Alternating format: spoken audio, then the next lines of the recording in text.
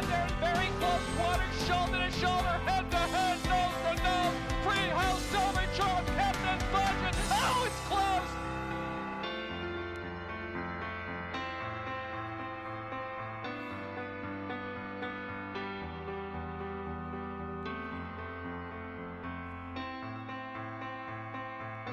Hello and welcome to another edition of Laurel Park Weekly. We tape this show live here by the historic Laurel Park paddock. It's Thursday, December 28th, as we get ready for a big holiday weekend of racing here at Laurel Park. Hope everybody had a nice Christmas and you're enjoying your holiday week. Merry Christmas to you, Dave. How was the big day for you? Merry Christmas. Yeah, it was a great day, and Happy New Year to all. And it's going to ring in 2018 here at Laurel Park in a big way with our Christmas Tide Stakes weekend. You know, Santa Claus came to town, That's right. Left a lot of purse money underneath the Laurel Park giving tree for the horsemen, and some really big fields for the racing fans as well this coming weekend. Yeah, big field, 6 stake races. Count them up, 6 stake races this Saturday. Total purse money is going to be over $500,000, and in those 6 stake races, we have 70 total horses running.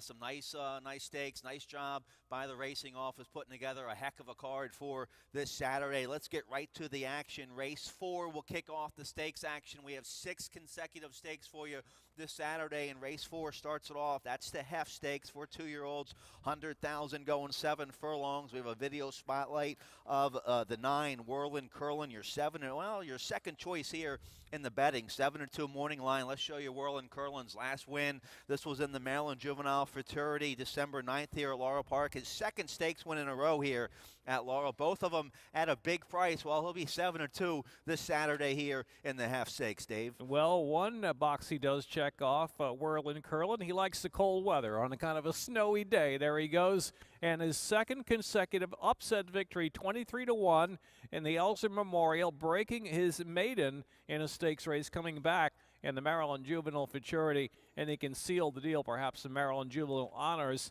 for a 2-year-old colt by winning the Hef Stakes on Saturday afternoon. Looking for his 3rd straight stakes victory. Whirlin' Curlin, Gary Capuano, and Marathon Farms and the Orioles. And I was wrong. He's 3rd choice in the betting. Your morning line favorite is the 5 Diamond King at 5-2. That's a nice 2-year-old by Quality Road for trainer Butch Reed. And 2nd choice in the betting is the John Service 2-year-old by the Factor. That's the 7 A different style. So, yeah, much deeper waters in this stake today. But I think Whirlin' Curlin, well, first of all, he has a leading rider, Jevion Toledo, aboard. He gets a nice outside post. I love that 7-2 morning line. I have him on top in this race here, Dave. Yeah, he looks like he's going to be ultra tough to look for his 3rd stakes in a row. But again, some deep waters here with Diamond King, who clipped heels, lost the rider in the Kentucky Jockey Club at Churchill Downs back in late November. Before that, he was 2 for 2, looking to rebound here. But first time at Laurel Park, that's always the question.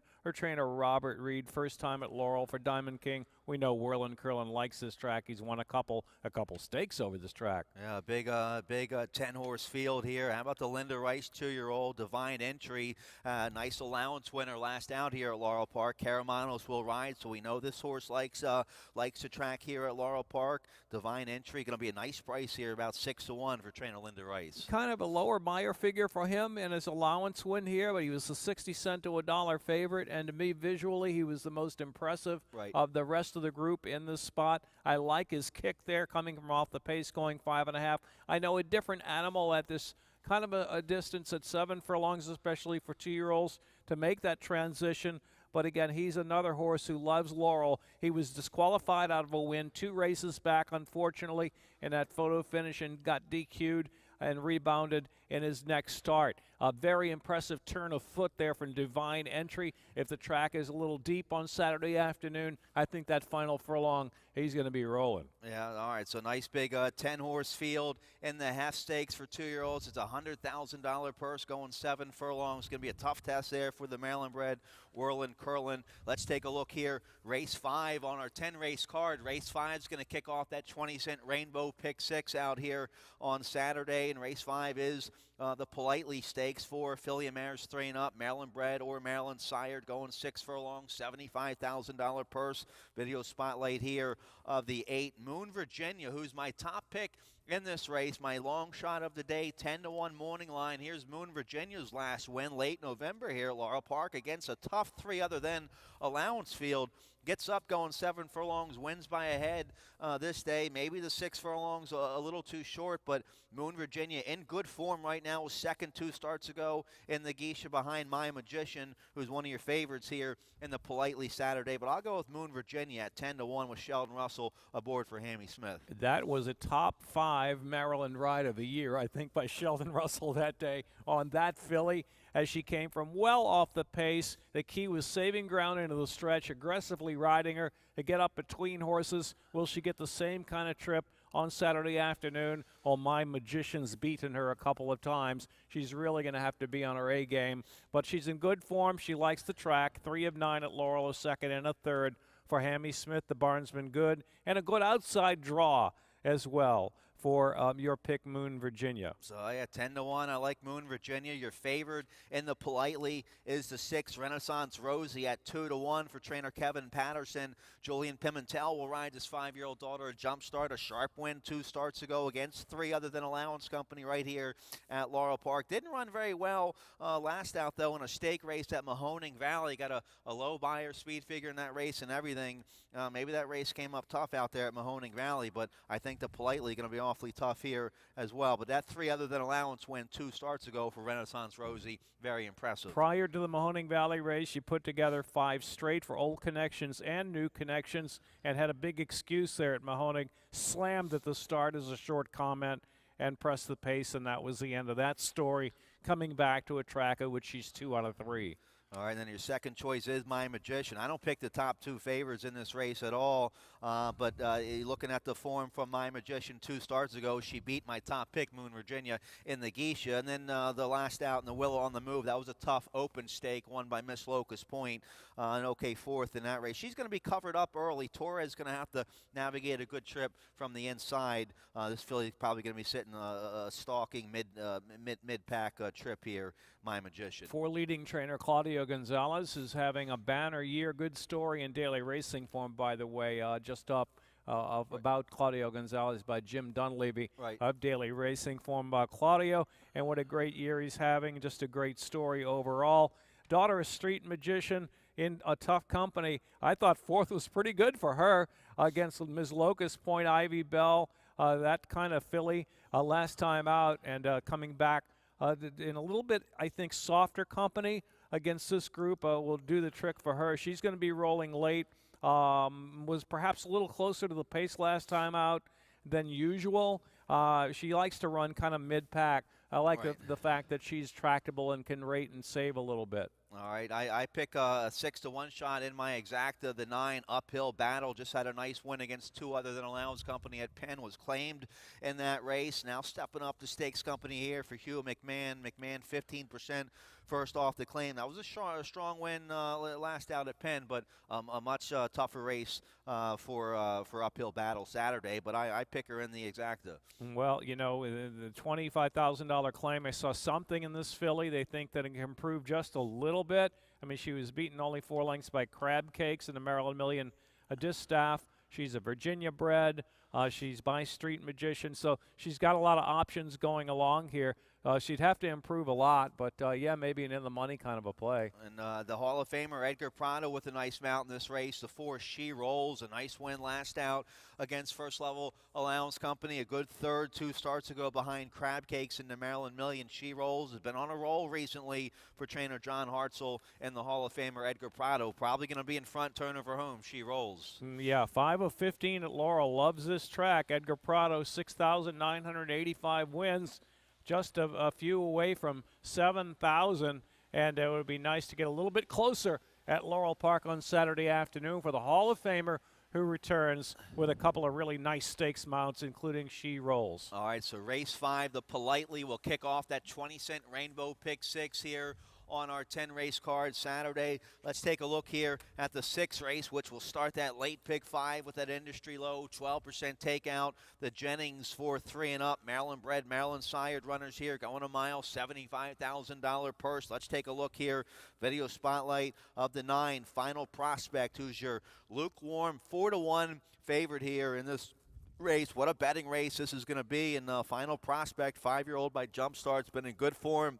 His last couple races for Gary Capuano, 2 good seconds against 3 other than Allowance Company, going a mile and a 16th. Now we cut back a little bit here to a mile. I think maybe this restricted stake might be a lateral move, maybe a little easier than those 3 other thans that Final Prospect's been running against. Gary Capuano Barnes been white hot here in the last few weeks at Laurel Park, pulled a lot of upsets. Final Prospect just second there behind the horse that you couldn't pronounce, right. No, I can't pronounce, Monongahela there. But, what concerns me a little bit is he has been beaten by Rockin' on By, he's been beaten by John Jones, been beaten by Caitan, and second in his last 2 starts, going to have to really put his act together. I don't know. This race, I wouldn't talk you out of any one of the 11 in here. I picked Final Prospect on top. I used the 8 Southside Warrior in my exacta. Southside Warrior, a good second in the Maryland Million Classic behind Bonus Points. Good second last out behind Wake Up in Malibu. Julian Pimentel will ride. This horse has been in good form his last couple races. Was claimed for $40,000 this past August up there at Saratoga by Mike Trombetta, and it was claimed for these kind of Maryland-bred stake races. Yeah, it looks like just maybe 1 little inch forward for him will do. He's had a couple of seconds against good company at this distance of a mile, which counts at Laurel, a second and a third at 2 seconds at a mile at Laurel and a third at the mile at Parks, 3 races back. So yeah, he's definitely in the hunt.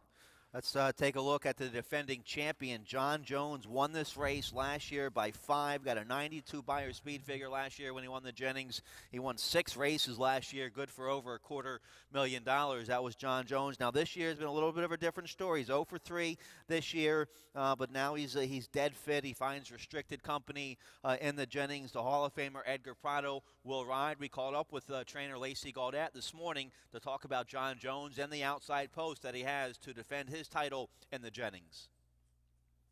He's doing really well. He came out of that last race fine, and he's been training great over this track so far. I like it. I think it'll help. There's a lot of speed to his inside. I think he's going to be closer than he has been this year, kind of more so like he was last year. So I think it'll help that all the speed's inside of him. All right, so she likes the outside post. There's a lot of speed to the inside of John Jones. Could give him a nice setup with the Hall of Famer Edgar Prado aboard. And again, the Jennings winner last year, then shelved, came back at Belmont October of this year in a turf race, trying him on the turf. He's had very few turf starts, though a winner on the grass, beaten only 3 lengths in a prep, and things didn't go as planned, I don't think, in the Maryland Million Classic.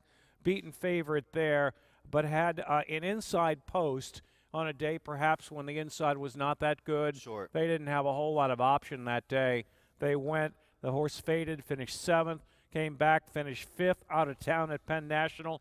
Now comes back to a track he loves. 7 of 14 at Laurel, John Jones. Yeah, I think he gets back in good form this Saturday in the Jennings with the Hall of Famer Edgar Prado aboard. Let's take a look here at the Jen Talking Stakes for 2-year-old fillies. This is going to be one of my favorite races of the day. $100,000 stake here in the Jen Talking. So wide open stake, going 7 furlongs. This will be a big test for Limited View.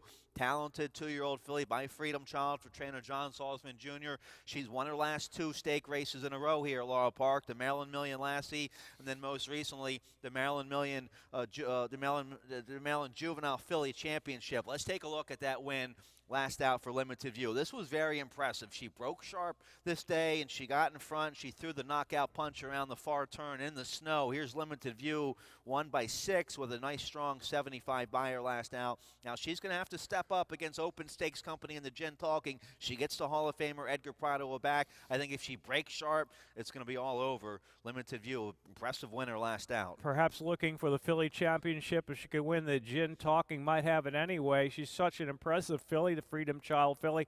4 out of 5, but you could probably write a book on her antics from beginning to end. Right. Several chapters on, well, you know, from Saratoga where they had to scratch her because of her antics in the paddock, on to maybe some of her acts in the post parade at Laurel where she just doesn't want to settle down, from the fact that she got left and the Maryland Million Lassie looking seamlessly or hopelessly beaten, rather, around the far turn, yet rallying from well out of it in a field of 11, broke 11th, and went on to win anyway. So the book continues on limited view, and we'll see what happens on Saturday afternoon. Now she's got the one hole.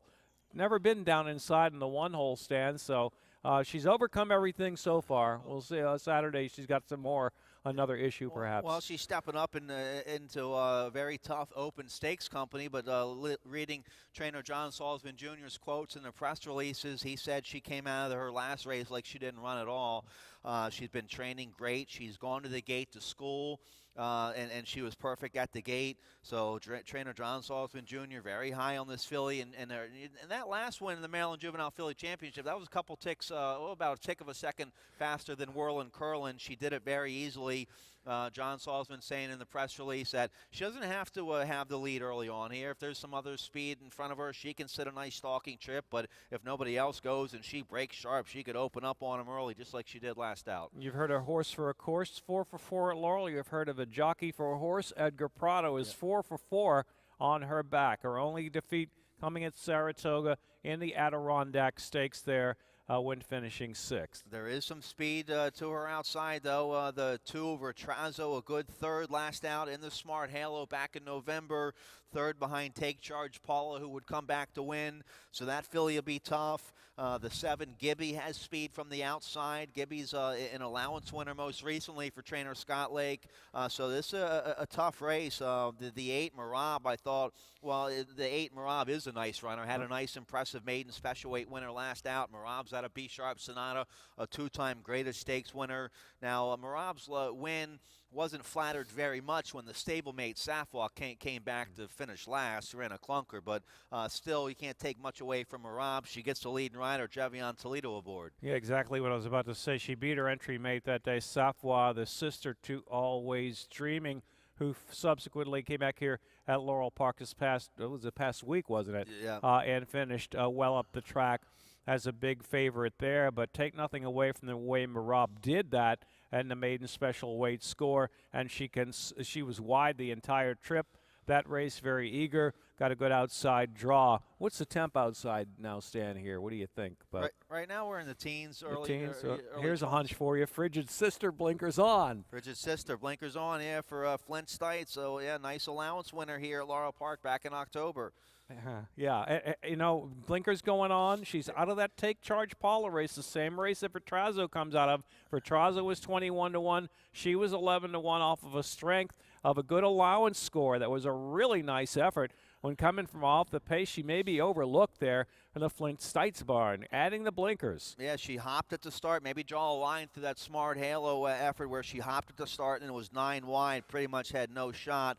They've no doubt schooled her from the gate. They've had to break her from the gate with the blinkers on to get the blinkers on card. She'll get a nice trip from the outside. Yeah, maybe the hunch play of the weekend. Frigid Sister in the gin talking. Let's take a look here at race 8, the 38 Go-Go for filly and mares, 3 and up, 100,000, a wide open stake. It's a tough field here, going a mile.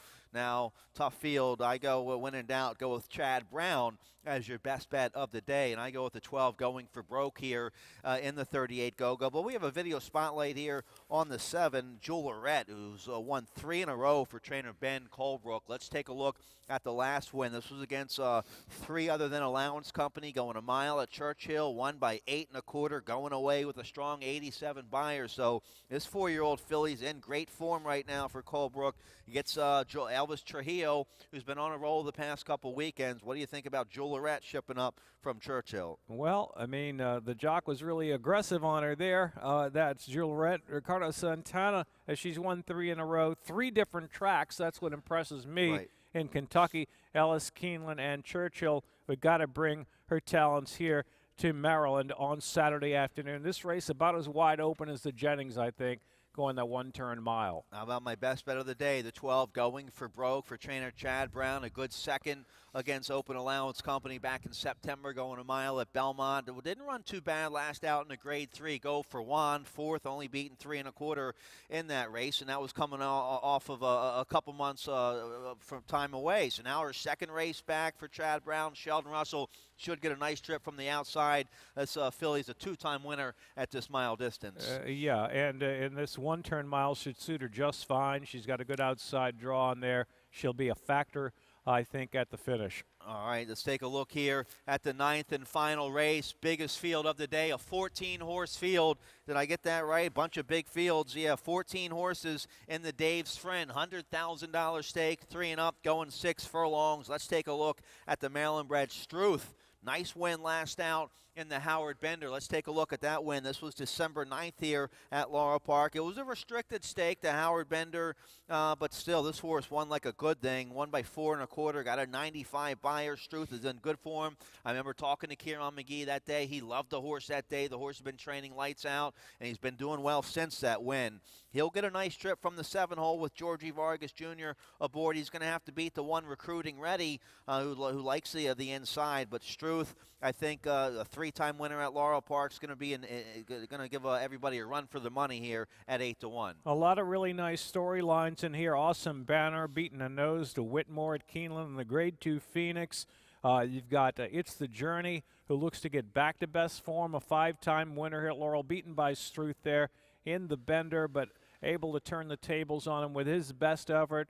You've got Favorite Tale from the Lupe Preciado barn. Hasn't won since 2015, but this is a horse who was third in the Breeders' Cup Sprint in 2015 behind Run Happy.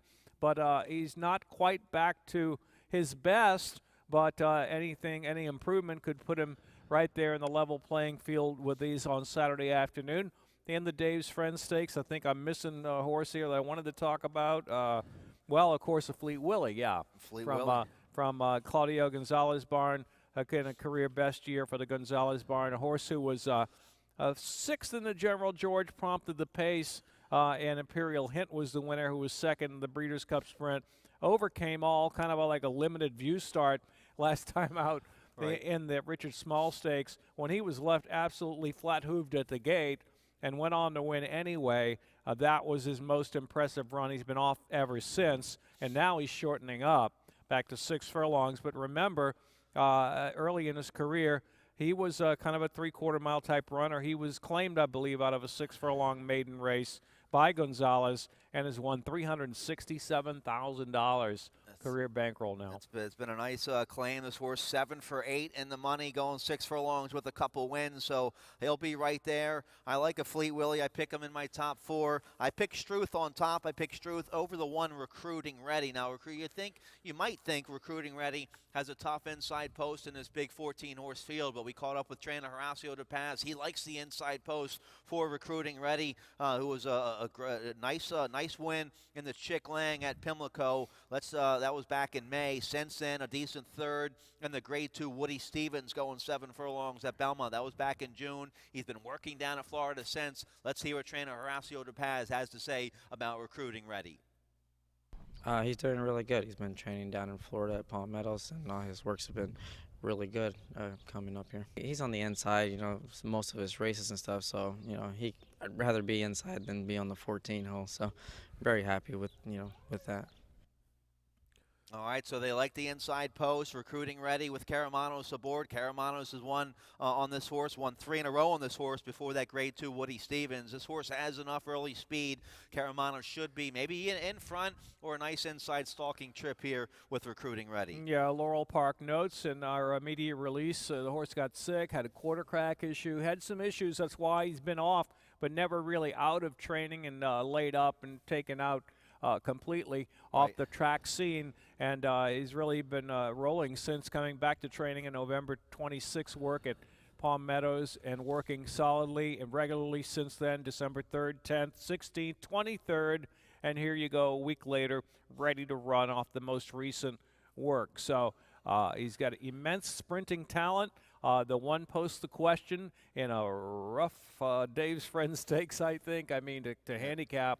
and hopefully they all get a clean trip with a big field. I put Struth on top, over recruiting ready. The 4, Duchère with Toledo aboard for Linda Rice. I believe this horse just won up in New York, so we'll see if Duchère comes back and on short rest. But yeah, you talked about a Fleet Willie. I think this horse can be very tough from the outside for our leading trainer, Claudio Gonzalez. The Dave's Friend, one of 6 stake races we have here this Saturday. 70 horses in total entered in those 6 stake races. It's Christmas tide this Saturday here at Laurel Park. Big 10 race card, 6 of them stake races. We have 6 stakes in a row starting in race 4. That 20-cent Rainbow Pick 6 will start race 5. And I hear we have some cheerleaders coming out on Sunday for the Redskins rally. The Washington Redskins cheerleaders coming out here Sunday, New Year's New Year's Eve day, and then we'll have a big card on New Year's Day. Always a big crowd here New Year's Day. Yeah, Redskins Rally second floor sports bar will have the Sunday brunch, which happens to coincide with New Year's Eve. Yep. $22 a person to Garden Terrace, racing New Year's Day, so racing Friday, Saturday for our big Christmas Tide Stakes Day. A lot of events Sunday, and then ring in the new year with us on Monday. All right, that's it. We're out of time. Hope you join us. Friday kicks off the race weekend this weekend here at Laurel Park. We have 3 carryovers, by the way, including a nice one in that late pick 5. Over 10,000 in the late pick 5 carryover for you Friday here at Laurel Park. All right, that's it. We're out of time. For Dave Robin, I'm Stan Salter. Hope to see you here on the holiday weekend with our big stake Saturday and all the other action we have for you this weekend. Good luck. Happy New Year.